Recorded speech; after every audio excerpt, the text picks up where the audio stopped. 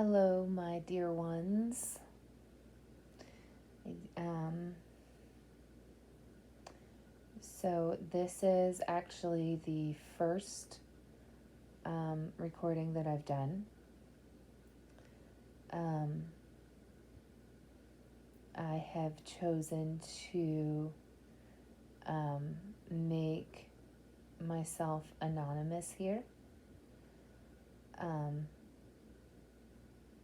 But I wanted to begin sharing some of my twin flame story.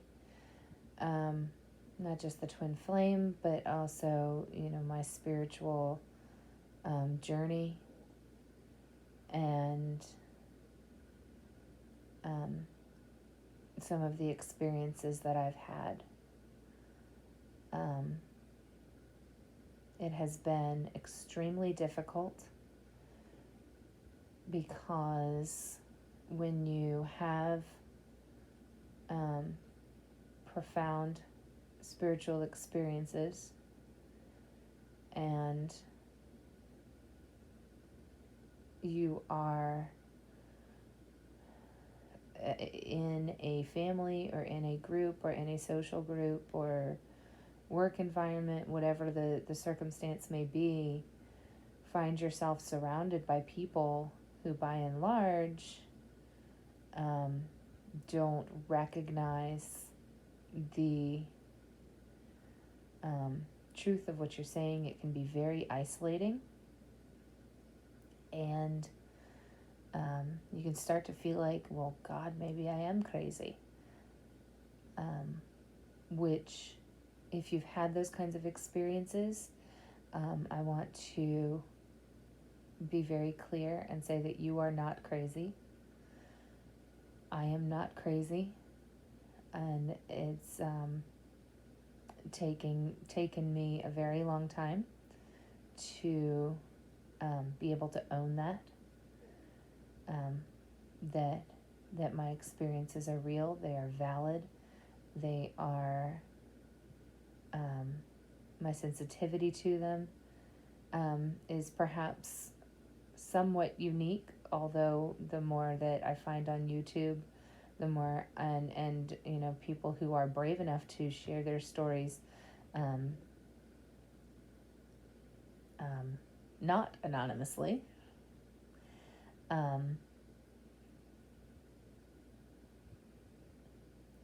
I discover that my experiences, not only are they not so unique, but they're actually kind of mild compared to some.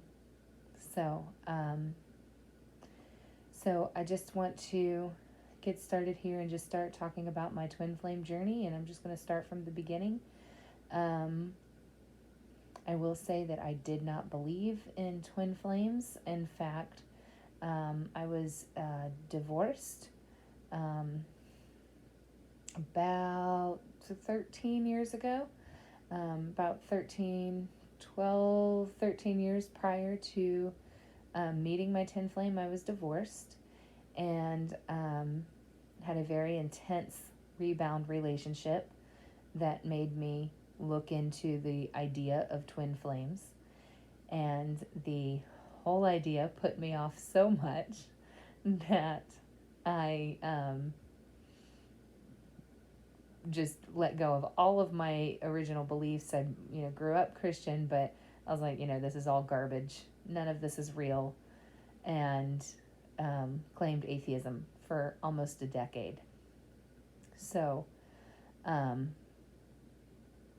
slowly but surely, I had some experiences with spiritual that I will share at some point about how I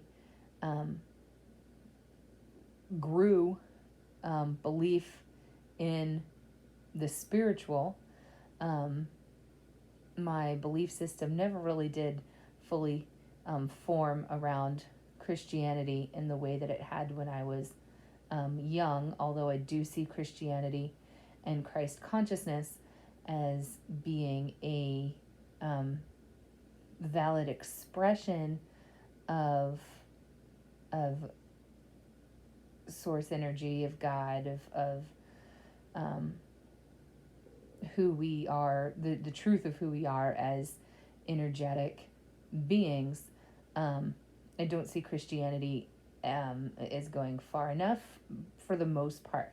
There are many Christians that I know who do embrace more spirituality, but the religious, especially where I am,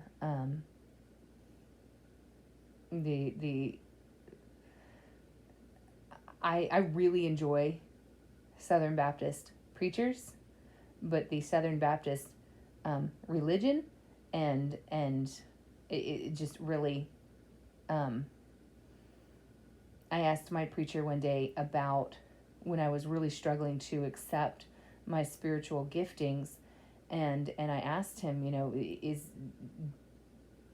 does this make sense to you, even the things that I experienced, some of the premonitions and dreams and empathic abilities? He said, yeah, absolutely. Read this book. And I can't remember what the book was offhand. If I remember, I'll put it in the comments. And I said, awesome, because I was so nervous that he was going to be like, you crazy. But he was very accepting and wonderful. And then I asked him, do you know anybody that could, like, guide me here? Because I feel like most people that I tell that I have these experiences, they think I'm a little loony. And these are very, very real experiences. And he couldn't name one person that could actually help me make sense of my abilities. And, that was my pastor. And so he knows, I would assume fairly familiar with the spiritual walk of most of his parishioners. And he didn't have any ideas of someone that could actually help me. So I stopped going to that church. And I haven't really been back since. But yeah, YouTube has been wildly helpful. So that's some of my background as far as that goes. So, twin flames. We're back here. Getting back on topic. So all that to say, when I met my twin flame, it was actually shortly after I'd stopped going to church. So after I'd had this conversation with the pastor, I'd have all these dreams and such, and they were picking up speed, and he couldn't help me make sense of it, and my family couldn't help me make sense of it, and I was really going through it, and I was feeling very depressed, and because I just was feeling very alone and unsupported, and having these big experiences that were intense and confusing, and my family legitimately thought I was crazy. So that sent me into a really depressed state, and short story, I wound up being in a facility for 3 weeks. And then when I came out of the facility, my family did not want me to move back in with them. So I lived out of my car for a few weeks. And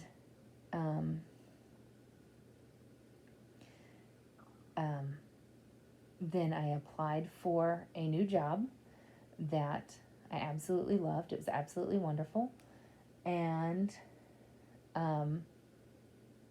met my twin flame at work shortly thereafter.